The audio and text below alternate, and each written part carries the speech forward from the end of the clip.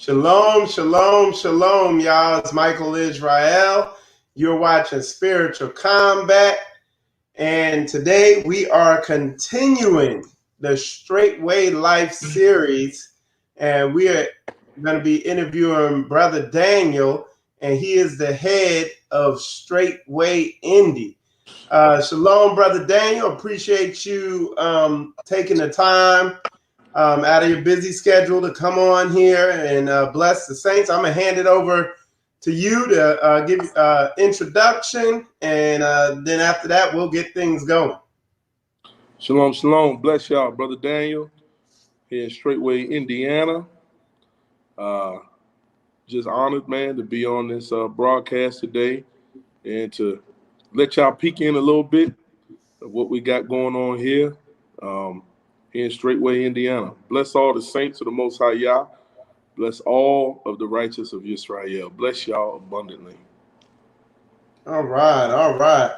So, Brother Dave, kind of the way I wanted to go about this is just kind of in a chronological way.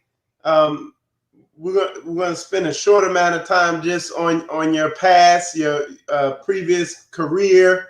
And then you coming in the Straitway, and then the bulk of the time we're going to spend discussing community and Straitway and everything like that. So I'm gonna just hand it over to you to just discuss, your prior career, and then what led you to come into Straitway. Yes, so sir. I'll hand it over. Well, myself and we call this land, sometimes we joke about it, it's the land of the PKs, because you got a whole lot of preacher kids, or what they would call preacher children, that are, a part of this here. And me, I was in the same boat. Me growing up, my father was a pastor for many, many years.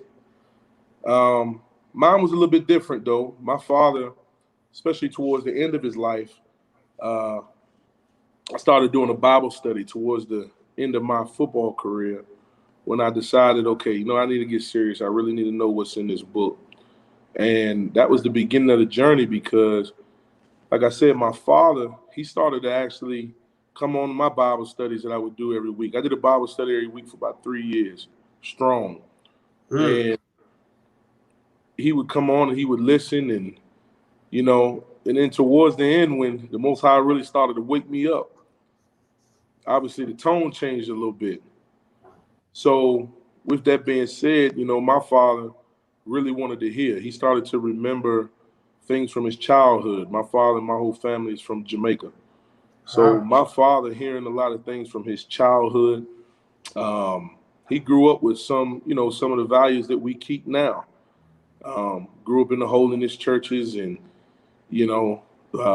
believed in women dressing modestly and not eating certain things, and what I mean, just the basics. So towards the end of his life, he really wanted to learn. And he actually asked me, he wanted me to teach him toward the end of his life, man. And so I got to spend some time with my father in that dynamic. But, most people know about this community here. You got myself, you got Robert Mathis, that were two former NFL players that played for a pretty long time. And with that timing, I played 14 years. I played 7 years in the NFL. And, it was a good time. Your body pays for it, now especially. But a lot of times we really don't even really too much talk about it, the whole NFL, and because that's so far gone for us. We're on a new mission, and that mission is to get to the kingdom. That is the goal. So how do we do that? We do that by loving Yahweh with all our heart, mind, our soul, and loving our neighbors, loving his children as we do ourselves. So, that's how we really model every single thing that we do. And we do that, through love, whether it be, your normal, your hugs, your kiss you, whatever.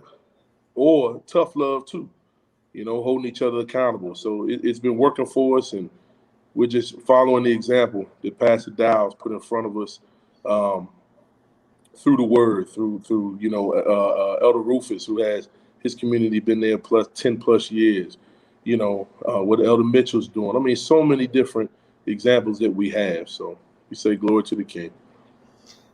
One of the videos that y'all did that I really remember that really kind of motivated me was, and I remember it was right near the beginning of this whole Corona thing, and I remember, I think it was you, Rob, and the other brothers. Y'all were driving out of the city for the last time, singing "Country Road, Take Me Home." You remember that? Yeah. Yeah. Talk about that whole transition from how all that came about, where you were a home community, and then you came onto land.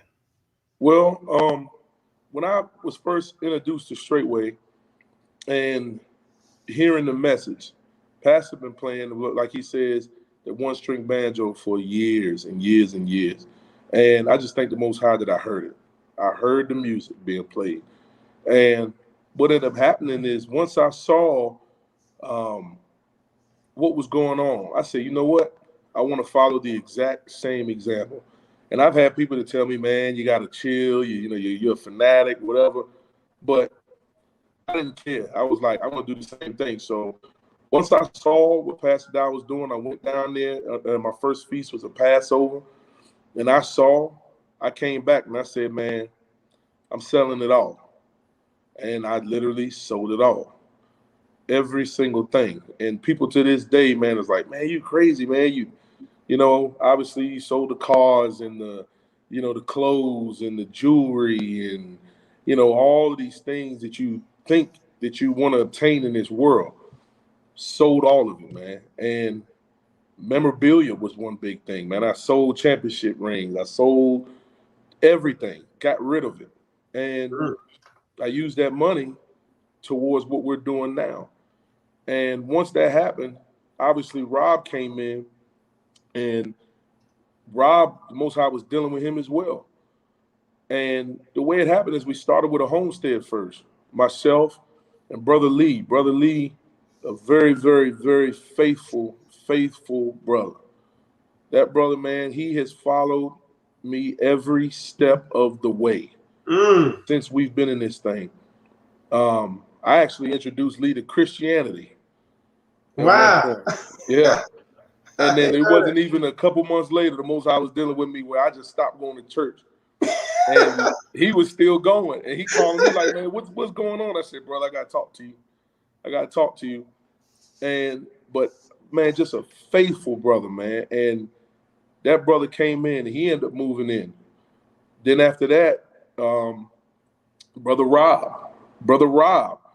I mean, that's one of the most humble men I've ever met in my life. That dude could be doing anything and have anything he wants. But I saw that man give it all up. And I saw that man literally move in a room in my home, my previous home. Brother Samuel came right after that. So we started a homestead first. And once I saw all of this going on, we all crammed up in there.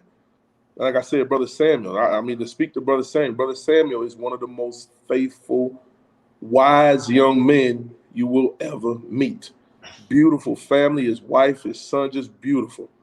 And we all came together, man. We all came together and prayed about it, ended up finding this land here. Through my wife ended up finding it. And Pastor came down after that. We all walked the land for hours. And Shepherd said, this is a good place. He said, it's a really good place. So we started the process and we moved on, man. I'm telling you, and the enemy fought us tooth and nail. The previous neighborhood that we lived in, you know, it was a pretty, if you were to say, predominant neighborhood. People could put their house on the market and they could sell an hour later.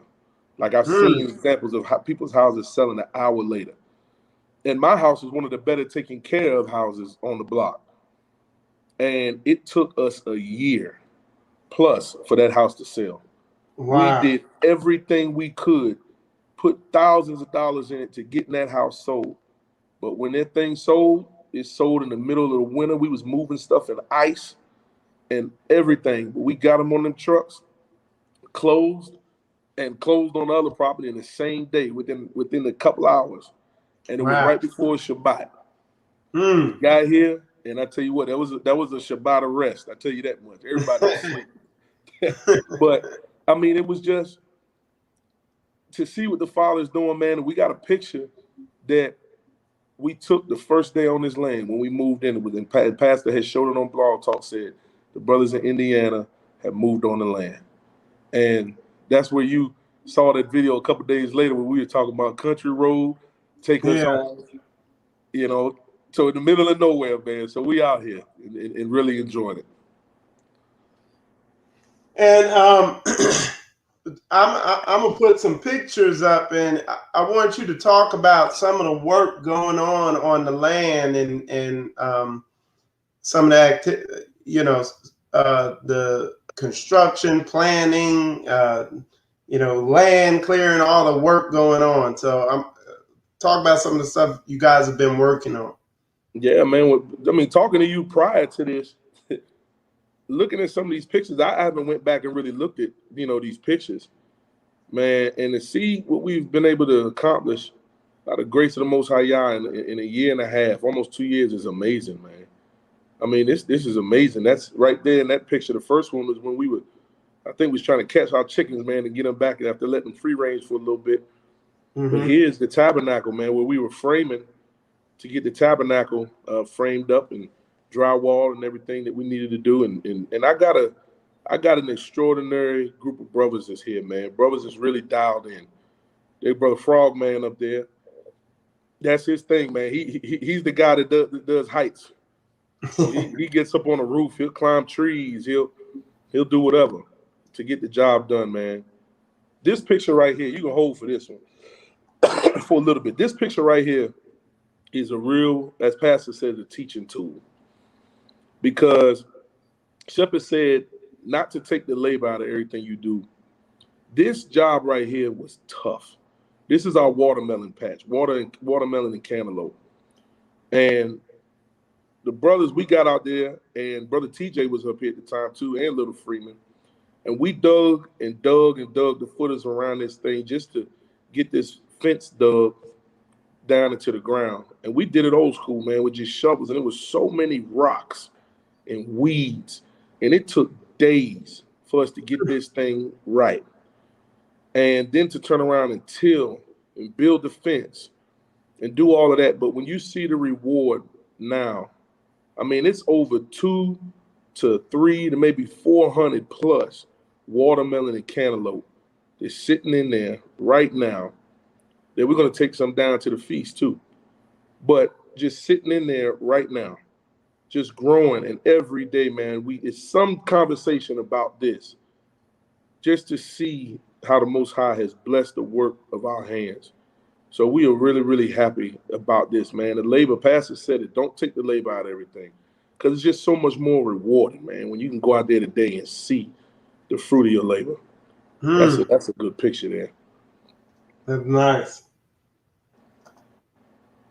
That's the kitchen. That's where it goes down. This building I'm sitting in the dining hall right now. And this building, man, it was nothing in here. It was 3 pillars in here. That was it. 3 pillars.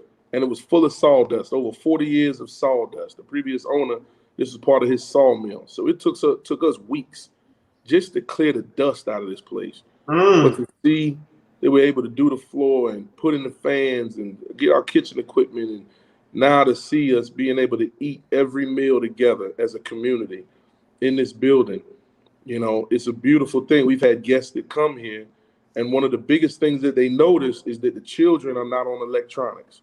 The children are always outside. We eat every meal together. And they always say, man, those are values that are lost that we need to bring back. And the thing that gives me is I'm saying to myself, yeah, that's a true statement, but who's willing to sacrifice for those values to come back? Right. Who's willing to sacrifice for the values to come back? Because it's good when you can actually sit down and look across the person from you and talk to them. You know what I mean? And the children are not just sitting on TV and electronics and video games all day. They're able to get out and be in the woods. We got a bunch of little boys here just learning to do the landscape, learning to do what the brothers are doing here. So, man, it's just beautiful. I just thank the Father. I really, truly do. Teacher Shane came up. Teacher Shane and Brother Brett came up from the land. I'm telling you, we have a beautiful ministry. I'm going to tell one thing about this picture here. And you know, our shepherd, he never goes around, but the word says, let the lips of another man praise you. I tell you what, I was trying to figure out sound systems to put in the tabernacle here. And I was calling Shep for some advice. I said, okay, Shep, you know, what should I do? How do I do this? And Shep said, Brother Daniel, you don't worry about it. He said, you send some brothers down here whenever y'all need, and I'm going to have Teacher Shane put a package together for y'all. And I said, okay. And we got in the truck, sent some brothers down there, and Pastor turned around, and the sound system from the old tabernacle, he turned around and they loaded it up in the truck, along with about 50 to 60 chairs, tables, and sent it right up here. And then turned around and sent Teacher Shane and Brother Brent up here. Teacher Shane came up here, wired the whole building, and Brother Brent came up and helped us take down one of the garage doors and build, as you can see in this picture, and build the wall there and hung another door and taught us so much. And you just can't say enough about this ministry. I mean, when you look at, I've given thousands upon thousands upon thousands of dollars to the Christian church, to organizations, to things, and for the man of y'all in this generation, Pastor Charles Dowell, to turn around and say, okay, look, I got something for y'all. Y'all gonna need this. And then turn around and send the help.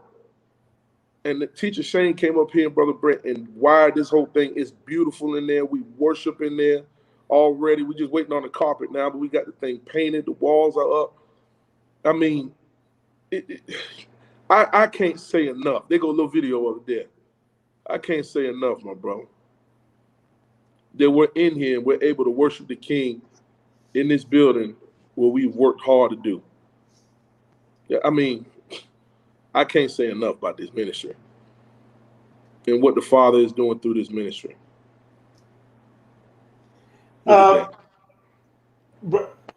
Dave, if you could talk about the character of the brothers and sisters in your community and in the ministry, and the work ethic and the serious mindedness of these brothers and sisters, if you could. Hallelujah. When you look at what we got on the land here, it's clearly led by the brothers here. When you see the character of the brothers, I've been blessed, man. I really, truly have been. Like I said, you got Brother Rob, Brother Samuel, Brother Lee, Brother Dre, and that's just a few of the brothers. You know, Brother Jonathan, Brother Petty. I mean, so many of these brothers that come on this land, man, daily and work. Brother Trey. We got a serious-minded group of brothers that work extremely hard. Their character shows. This Brother Petty right there. Their character shows. And not only do we work extremely hard, we have a good time working. Anybody who's been around us know that we like to laugh. You know, we like to joke and you know, with each other, but we know when it's time to get serious. We know when it's time to be dialed in. And the work is getting done, and we learning so much. And then the sisters work extremely hard here. We got a good group of sisters.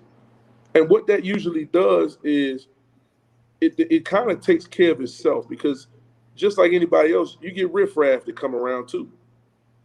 And when you get riffraff to come around, it exposes them. And it doesn't take long. It doesn't take long at all. Usually what ends up happening is you got somebody to come in and run, be a couple weeks, a couple months, whatever. But then when it's time to put the work in, because one thing I'm always going to invite people to do is, yeah, come during the week or your day off. Yeah, come on. Come on over, man. Let's get this work in. And out there in that hot sun or when it's extremely cold, either way, you're going to really see the character of a whole lot of people. You're going to see who get the murmuring and complaining. You're going to see who get the scaling back, don't want to work. All of a sudden, they disappear. You don't know where they at. But they always show up at dinner time, though. It don't matter. They could disappear all day. But dinner time, they're going to show up. They're going to show up at dinner time. And the thing about, and anybody know, the thing about the brothers here is we'll talk about you. We'll talk about you. You come up here with that foolishness and you ain't putting the work in with everybody else. We're going to talk about you. We're going to talk about you to your face. We're going to laugh about it. We're going to joke about it. And it's all an intent to tell you, hey, let's go. Step your game up. And you have brothers that do, but then you have people that scale back. You never hear from them again. But, hey, it is what it is. That work convicts them. You ain't lying. You ain't lying. All right. Let's see. Talk if you can, but then talk a little bit about the similarities with your experience in the NFL with the similarities that you see in the Most High's word and the way Straitway adheres to the Most High's word. When you play in the NFL, you had a schedule, and your schedule required you, no matter how you felt, no matter what was going on, you were required to wake up early. You were required to be places on time, be in meetings on time, be at practice on time. You were required to take care of your body. You were required to watch film and study your playbook. These were requirements for you to be successful. And the people that lacked were the people that got taken out, or like we like to say, cut or released. And you start off a season with 90 people on the roster. But we know every year that it's got to get trimmed to 53 people. So a lot of people that you would see, you don't see them people no more. It's been people I played with that I knew when they would be gone, I would never see them again in my life. And that's held true. Now, the same thing in the faith. It requires you to get up early, spend time in your playbook, in the word, spend time in prayer, spend time in fasting. It requires you to show up on jobs on time. It requires you to work hard. And not only that, one of the main things where you could see what you're dealing with a person spiritually is how their spirit is on jobs. See how they are when they come to be around the brothers. Are you hype and happy one day, then the next day you down in the dumps and you don't want to talk to nobody? Or then the next day you got headphones on while everybody working and talking. And then the next day you happy again. And you joking and all of that. Are you consistent? Easy. I'd rather have you either you're gonna be up or you're just gonna be a person that don't never say nothing. That's just who you are. So it's the similarities is it's the same. It's the exact same thing, but except one you was doing it for a Super Bowl. This one here, you doing this for the kingdom. So every single day. Can you love one another? You got some people who the love is just, oh, I love you. Then you got other people that just, they king or queen rebuked. Every time they just want to rebuke and correct. But you can't never find a balance. Like where it's, okay, I can actually love on somebody too, and not just always rebuke them. You see what I'm saying? So the similarities is the exact same thing, but one is far more serious than holding up a damn Lombardi trophy. This is for the kingdom. So, hey, right. We sharpening each other. Let's just say that. And something we were talking about before the show. You were saying you were telling me all you need is a couple more good brothers and sisters on the land. When you say that, elaborate on what you mean when you say a couple more good brothers and sisters on the land. Well, the I know word says you just hit on some of that, but if you could elaborate. yeah, the word says the harvest is plentiful and the labors are few. And when I tell you that, it's true, not only in the natural sense, but it's also true in the spiritual sense. I mean, when you look at this thing, you say, okay, let's look at the natural sense real quick. Let's take the literal garden. When that garden is booming, it's booming. And right now the garden booming. And I always think about it like that. We had 2 more sisters to help these sisters when it comes to harvesting the garden, weeding it, watering it, making sure everything. And they got a pretty good schedule going. And the sisters, if anybody else comes across them, they'll tell you, one thing I don't play about is that garden. I'm like, hey, this garden got to be right. But the harvest, man, it's booming all over the place. But you only got a few sisters that can really get out there consistently and get things done, right? Now let's look at that in the spiritual sense. It's the exact same thing. There's so much work to be done spiritually. And in this ministry, you have no excuse. The harvest is plentiful. Who's going to go pick it? Who's going to go out there and go do the work to get what they need spiritually? Pastor we got a running joke around here from Brother Lee. Pastor got over 6,000 videos. There's so much fruit there. But who's going to get out there and pick it? There's so many teachings. There's so many instructions. We got so many videos from Pastor Corey. Teachings. I mean, powerful teachings. So many from our elders. The harvest is there, man. Well, who wants to do the work? Who wants to do the work spiritually? Who wants to do the work physically? Who wants to do the work that it takes?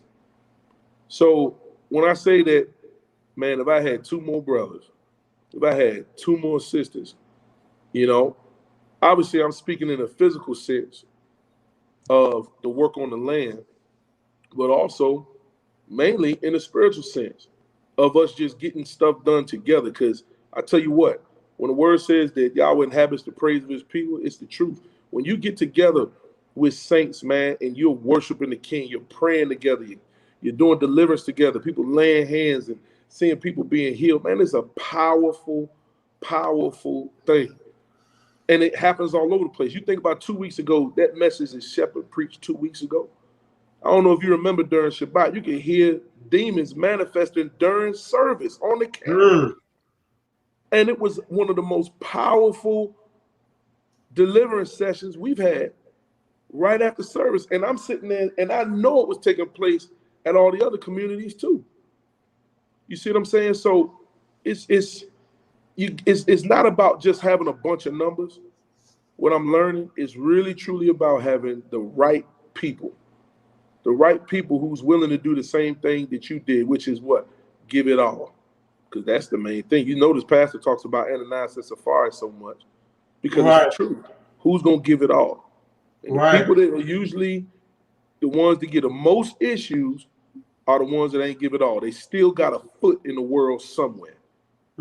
Still got a crutch in the world somewhere that they feel like they can fall back on if stuff don't go their way. And if you can talk about, I know you've experienced it. Talk about the effect one person who's not all in, how the effect that can have on a community. Oh yeah, the words say that one sinner destroyed much good is the truth. And because you can have one person that can bring down the morale of everybody. You can have one person that does something consistently wrong or has a bad spirit about them, complaining, murmuring, people that you have to correct constantly. It's not even about just correction, but usually it happens when you're correcting the same things constantly from a person. It can bring the morale down of everybody. And again, just like I said earlier, you got brothers around here who they quick. They're going to be like, man, they'll talk about you. Me, I'll talk about you. Especially when you're on this land. Like, hey, And people gonna know. Now I understand there's certain situations where you pull somebody to the side, but I'm warning everybody else around here that, hey, this person got a shitty spirit about them. And I'm gonna tell everybody about this person here. After I've told the person here they need to correct themselves, and if it just keep happening over and over and over, everybody on the community gonna know, hey, this one right here, they got a bad spirit about them. Don't let them cook nothing. Don't let them serve nobody nothing, because I don't want none of them spirits jumping on nobody. Pastor said it. And I remember I thought it was extreme when I first came into the faith, where he was like, somebody, sisters that got a bad attitude, you don't want them in the kitchen. Man, it's true. It is true, man. You can taste the love when a sister cooks in love, or when somebody got a bad spirit about them, they in that kitchen. Stuff don't turn out right. People getting sick off something you cook. I mean, all type of stuff going down. And it's really done because it's done in a bad spirit. Wow. So one person, man, can really bring down the morale, and that's why the leaders is so important for us to jump on that mess, man, because you can't have the morale of everybody down because you got one fool that's in their feelings or walking around offended for no reason. So, yeah, one person can bring down the morale if it's allowed. And what are some ways that a leader might deal with that? Well, what I usually do is I can sit and I can talk to the person first. Hey, what's going on? You all right? You know, I often ask a question to everybody that either comes here, even saints. They'll always tell you, Bro Daniel always asks us that. How did you sleep? Did you get good rest? Because I'm concerned about that, because it's a good thing when you wake up in the morning, you see people that's refreshed and they can yawn, they're ready to go, they're excited about their day. Or do you get the person that wakes up and they just, and they got that look about them like, here we go. All right, what we got today? And no, I'm concerned about how you rest. I always want people to be able to come here and rest well because we got a lot of work to do. You see? So usually I'll talk to that person, pull them to the side. Hey, what's going on? You okay? Did you rest well? You know, or if it's persistent, if it's something that's an issue, hey, don't do this no more, and here's why. Don't act like this, and here's why. Don't say this, and here's why. You see what I'm saying? But if it's something that I got to come back again and again, usually the second, third time, if I'm coming to you again about the same stuff, I'm probably going to rebuke you at that point. And then the saints around going to know, because they're going to hear me probably rebuking you, or I'm going to just say it in front of everybody, you know? And that's just what it is. Yeah, that's real tough. Yeah. Let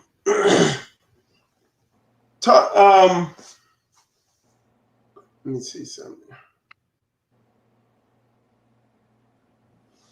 So, what are your where are you at right now on the land as far as building and stuff, and what are your future some of your future plans with Straitway Goshen? And also, for those of you in the comments, if you want to ask questions, definitely put them in there. Right now on the land, we're just about done with the tabernacle space. We just got to get the carpet in and the crown mold and the borders on the bottom. We're just about done there. Then we're done painting the nursery. We just got to get that carpeted. And then next to that, we're going to put a little lounge there. So, because what happens, what we start to notice is, man, Shabbat, after service and deliverance and the meal, brothers is passing out. They find it any way they can to lay down and just go to sleep. You know what I mean? So, and a lot of times what's been happening is that the houses on the land get so flooded with people. And, you know, you're constantly checking saints. Hey, make sure you take your shoes off. Just stupid stuff. Stop flushing all this down the toilet and just stuff. Because one thing we know is Israel is hard on some structures, man. Israel is hard on houses. Hey, let's set the parking brake right there. We're gonna park it right there and speak on that one right there. Yeah. A lot of times what happens is people don't, when you come this way, you're on community, or you maybe on a homestead, or you come in fellowship every week on Shabbat, is you don't see the expenses. Those people don't see the expenses. They don't know how fast $10,000 can fly. Look, I just thought about $10,000. You hand me $10,000 right now, it's already spent. It literally just got spent in my mind like that, just as I was talking about it, on stuff that the land, the community needs to get done. They don't see the expenses. All they see is the result of the work. So they come in, you eat a good meal, you come in, but simple stuff like trash. There's no excuse for trash to be on the ground outside. There's no excuse for saints to know not to be flushing certain things down the toilet. There's no excuse for tools to be left out. You see what I mean? Certain things like that is just like, dang, when you look at houses, the slamming of doors or certain things like that, it's like, this stuff got to get fixed. This stuff got to get replaced. So what I do a lot of times is the main core. So it's like it's the basics. Yeah. What I do a lot of times is the main core brothers. I'll let them sit in on talking to other brothers or talking to other sisters, so they can see too. I'll show them certain things to a degree, and they like, dang, it took this. Yeah, it took that. It took this to do. So, like I was saying, Israel can be hard on some houses, hard on some land. And we got to get better in that area as a whole. As a whole, we need to get better in that. But, I mean, we're getting this lounge area here done so the saints can have another place, on Shabbat that they can kick back and relax. If you want to take a nap or something, you can kick back and relax. But the main thing we're getting ready to start here in the fall is we're getting ready to do our first block building. So we're getting all our materials and our rebar bought and blocks and mud, and we got everything we need to get things going. We got a new brother here that is actually a master masonry. So he's going to be teaching us a lot as far as laying block and getting this building built, which is going to be our chickens, our meat birds. If we're going to build a freezer house and another food pantry that's going to be built on a 3-part building here. So that's going to be the next project here in the fall that we're going to be doing. But yeah, you're looking at some of that garden there. Oh, like I said, we got a lot of boys, man, a whole lot of young boys. So as you can see right there, they are getting the wood split up because we go through a boatload of wood in the wintertime with all of the wood stoves in the houses and, the boiler system to heat this building. There's a lot of wood that we go through. So we're getting it all split up now and ready to go. So, Brother, talk about, you're out there on the land, and I'm sure you have brothers and sisters who are on the land who stay out there for a while, and then they might go out into, the heathen world, to go to the grocery store, and like the difference you see after being set apart when you know what I'm saying? When you look at the difference, because you can really, I know even living here, we live in a community house, but basically for the most part, we just deal with saints. But from time to time, you'll interact with somebody out in the world, and it almost is a shock. Like, what? What'd you say? Yeah. I'm telling you, man, I did a video on New York a couple months, probably about a month or two back. I had to go to New York for 2 days. And I don't know how any human being lives in that place. I don't understand. Now I really truly don't understand. Wow. That is one of the most vile, disgusting places I've ever seen. And you don't realize, I moved out of the city. I'm from Washington, D.C., Maryland area. I moved out of the city. I mean, I really haven't been back in the city since when I first went to college. But when I tell you I was uncomfortable in New York, it was one of the most uncomfortable places I could ever have stepped foot on. I was so in a hurry to get back to this land that I had an 8-hour window before I had to get to the airport. And I told the driver, I said, look here, take me to the airport. He was like, man, you know, you got 8 hours. I can take you around the city. No, take me to the airport. I was sitting in the airport for 8 hours rather than go anywhere else in this place. So, and that happens with a lot of brothers here because you have, for an example, I can use Brother Lee. Brother Lee's out working his land right now. He gets up and he works hard. But then he turns around and he has to, on our business side, because we got a training business. Yeah, I think your internet connection skipped a little. Or it might have been mine. Yeah, go start over. You said Brother Lee's out working on the land? Yeah, Brother Lee, he's out working on the land right now. And as soon as Brother Lee's done here in a little bit, he got to get in the car and he got to go train because we got a training business. And he has to go train. And then he'll tell you, just like all of us, when we go out there and we got to go to that city, it's a rush to get back to the land. Because it's like you said, we really don't interact. That world is so dead to us. That former life is so dead to us. So when we see the conversation, when we see how people dress, when we see what people do, it's just like, you know, and you don't go out trying to say you're witnessing to every single person. The Most High put somebody on your heart to speak to them, you speak to them. But our life is the example of what righteousness is, of what living set apart is, of what living holy is. Our life is that example. And it's clearly seen. You can clearly see the difference. You know, you can clearly see the difference. And then when people come and they see it, they notice it. They say, man, there's so much peace on this land. And wow, they say, man, you brothers really love each other. You sisters, y'all really love each other. And it's like, yeah.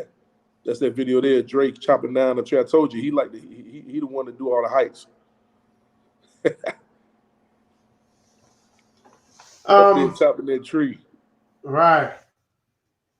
So if somebody is new coming out to Straitway Indy, what would you tell them? Where should their mindset be? When they're new coming out to Indy, usually it's simple. They one thing about this ministry is if you're a new sister and you come, you're usually just gonna fall right in with the sisters because they'll take hold of you and say, hey, come on, this is what we do, blah, blah, blah. And it's the same thing with the brothers. You know, it's the exact same thing with the brothers where it's just like, hey, come on. And they'll usually just come. Or everybody knows when you knew if you a brother, we point you over there to Mount Goshen and say, hey, you gotta go climb that hill one time, man. And that's usually an icebreaker. So really every brother that comes here, they go to the bottom of that hill because they know they're like, all right. The smart ones, when they get here, they do it immediately. They don't wait till the last day. they go get straight to that hill, like, all right, knock my hill out real quick. And then they, you know, so we have a good time, man. We have a good time working hard. All right, that's good. That's good. Talk about we were talking about this earlier, the trees that y'all had to clear out there. I know y'all took out a lot of because it was mostly forest land. Oh yeah, man. When we first got here, man, I saw $40,000 go in like 3 days.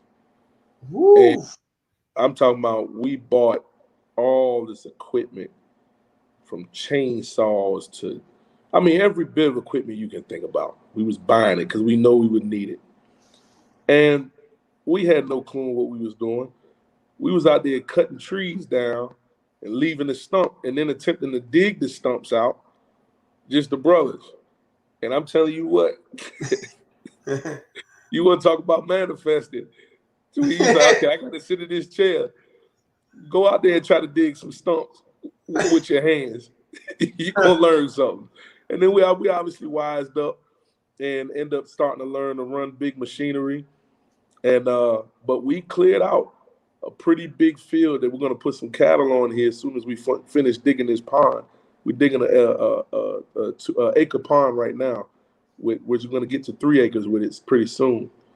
But we cleared out all of it, man, and cut these stumps, dug another big old hole, pushed all the stumps in the hole and buried them, cut all the branches and cut them trees down to 12-foot 4 or 10-foot 4, stacked them up, and then we sold them. Wow. A lot of it we used for firewood, but we sold a lot of it and made, a good sum of money that we were able to buy more equipment, like you just saw, like these blocks that we could build our raised beds in, and all of that right there where those raised beds are being built. That was all for us when we got here. I think it's Brother Day, I think it's Skip. Can you hear me? I can hear you. Can you hear me? Yeah. You said all that there is that's where it skipped at. Okay, all that land right there was all forest that you see. Wow. And way out to the right of that picture is where the real work got done.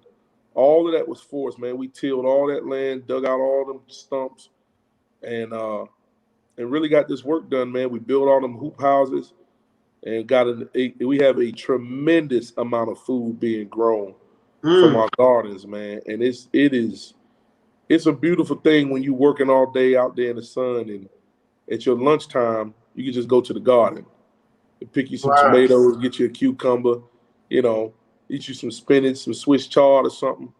Man, you can go out there and make you a fresh salad, man, and eat and go back to work. So it's beautiful. It's beautiful. This is the way to go. And talk about for the you hit on it earlier about the children and the learning experience for them, and particularly the boys being able to be around men and work. Talk about how beneficial that is, and them coming up and being masculine men, because we know that's like in this day and age like a superpower, and it's rare to find. Oh yeah. I mean, we got so many young boys around here, and they're learning to work extremely hard. They're learning to become little warriors, man. And they're always outside. When they're done school, they're outside.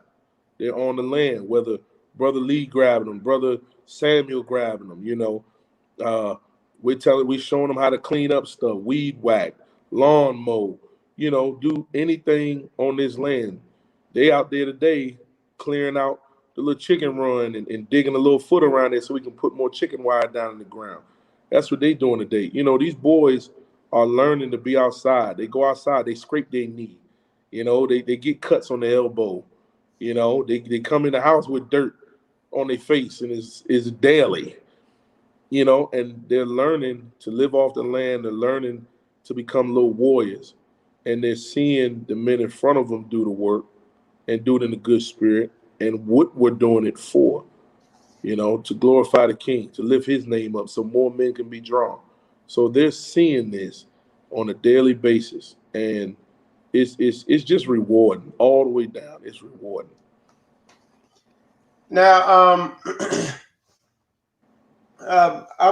have you seen people?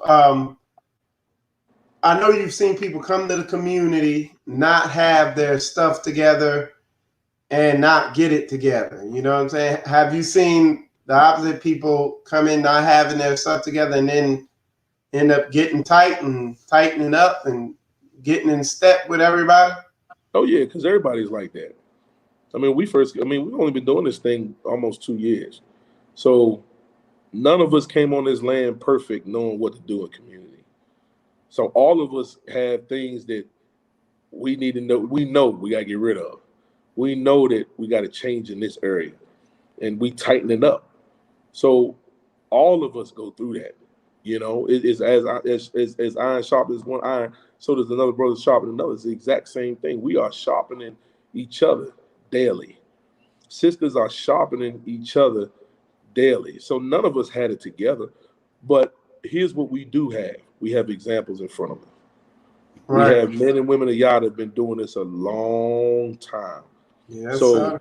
when you look at the examples of them, and then not only that, we have the word. First and foremost, we have the word in front of us. Then we have the examples. So when you're able to spend time in the word, spend time in prayer, and then really hold on to the people that you got in front of you.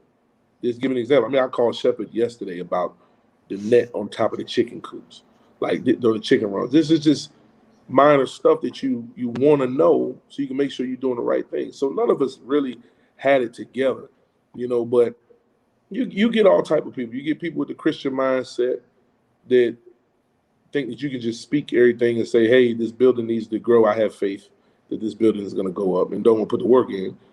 You get the super brews that want to come around and, oh man, and they tell you that you say the wrong name, and they tell you that you're doing this the wrong way, but don't none of them want to get their hand in the dirt. They think they understand the Torah, but you ain't going to understand that Torah unless your hand is in the dirt. Bottom line, I am a firm believer in that.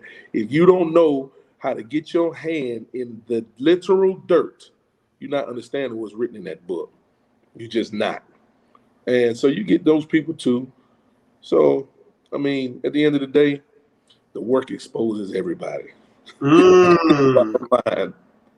Bottom line. And that's why you don't see the bulk of the so-called Hebrew community doing any work besides making more video content.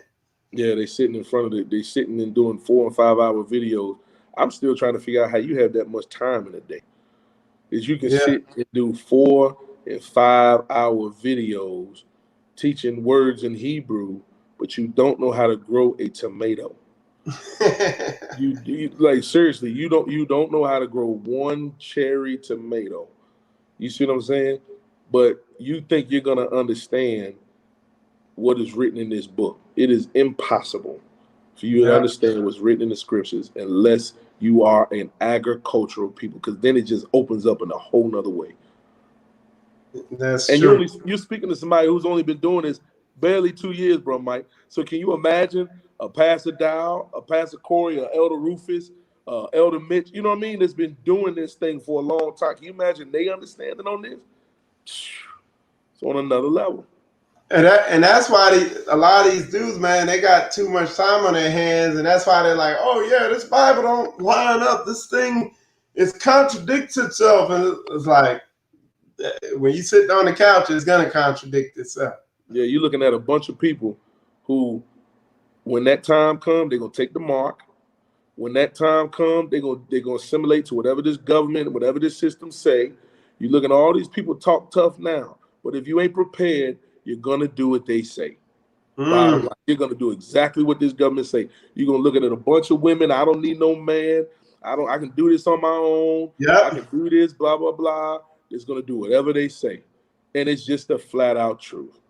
Yeah, that's true, man. All right, hey, if y'all have any questions, put them in there, Brother Dane. While we're waiting for him to put questions in there, you can bring out with anything you want to discuss. I think we all see the day and hour that we're living in, and it is imperative that you make moves and you make them now.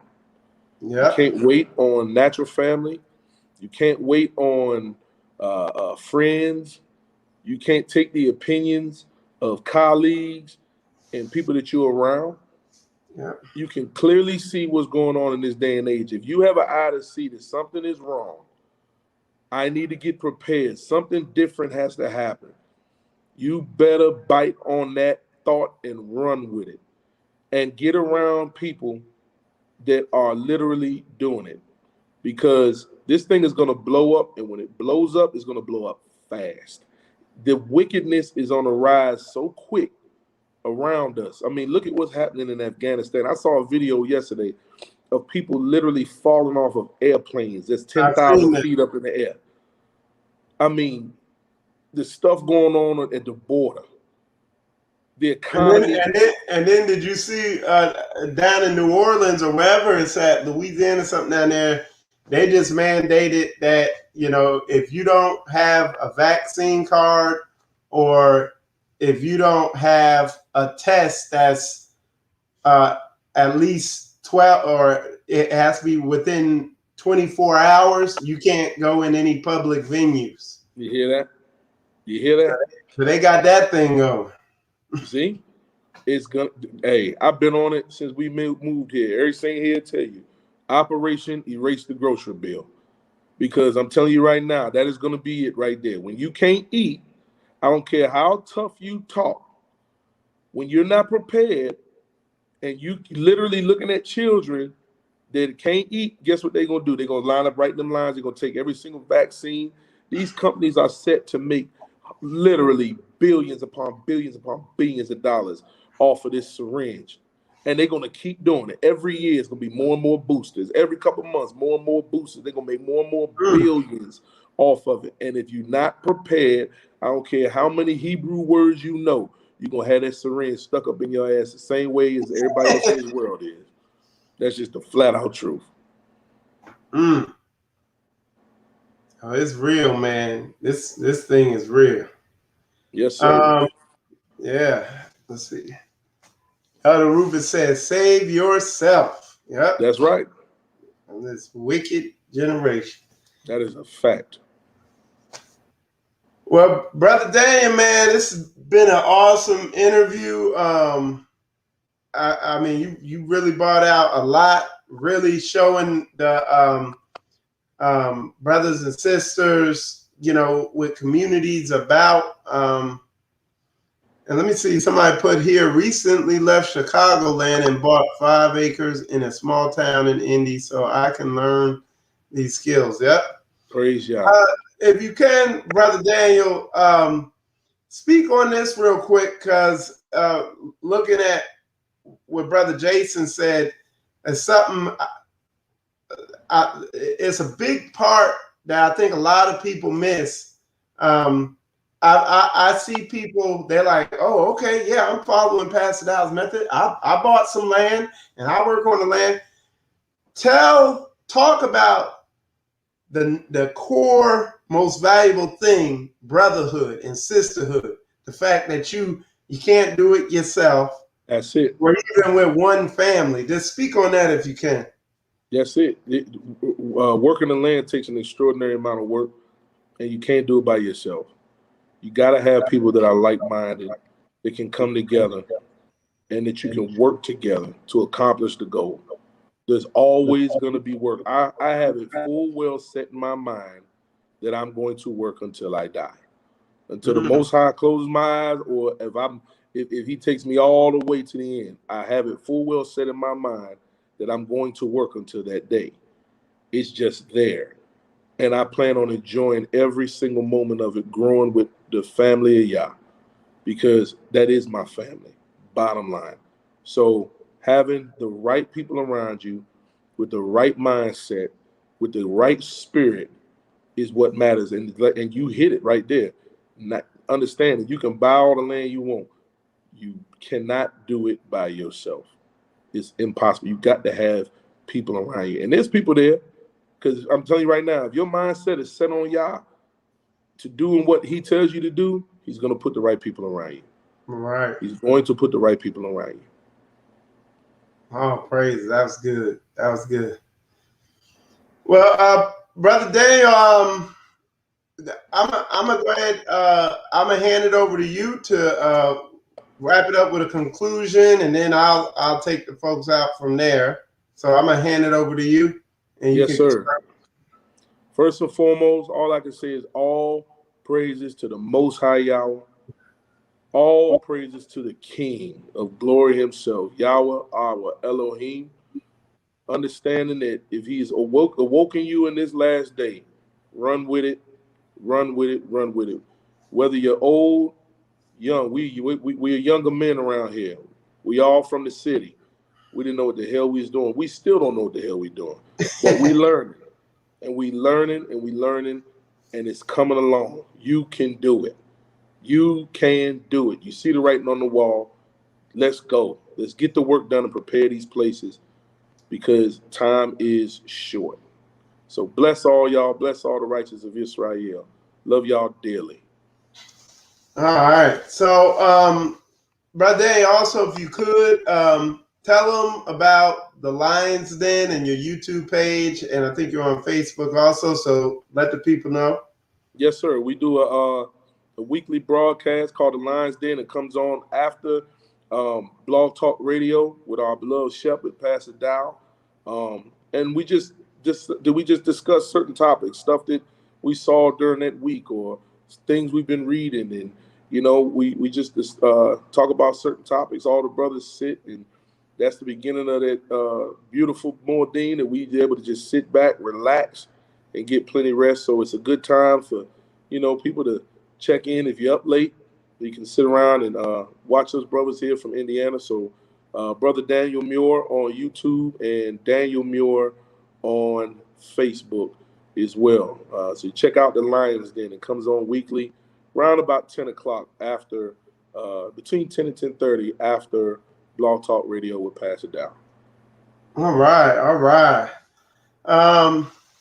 So yeah, y'all definitely appreciate y'all tuning in as we continue the Straitway Life series. The next episode is going to be Brother Kabir. Oh yeah, looking forward to that. Literally. We're gonna have Brother Kabir on, and I'm sure that's gonna be another awesome interview. I've been getting a lot of correspondence, really telling me how this has really been blessing people. Praise and I hope it is, because this is my last ditch effort to really wake folks up, because we're in a very busy mode down here in Straitway, Florida. Just we're in that stage where we're raising capital and getting in a position to where we could acquire a piece of land, hopefully in the short term. So we brothers down here have been putting in long hours, really getting after it. And Straitway Indy and Brother Daniel and those brothers up there, we consider them like our big brother assembly, because they're right. We can clearly see the path that they went recently. They're the most recent people getting on land, so we really watch what they do, and we try to follow that example, and of course follow the overall example of Straitway as a whole, and Pastor Dowell also. Praise y'all. Praise. Yeah. So, but anyway, y'all, with that said, I appreciate y'all. If y'all enjoyed the interview, this episode, definitely hit the like button, definitely share, definitely subscribe. So when we do the next episode, you get notified. And definitely put this video out there. Appreciate y'all tuning in. Brother Daniel, appreciate you taking the time out of your schedule to come on and do this interview. And with that said, y'all, we're going to wrap this up. Appreciate y'all tuning in. I'm Michael Israel. You're watching Spiritual Combat. I'm head of Straitway, Florida down here. And shalom, shalom. Shalom, shalom.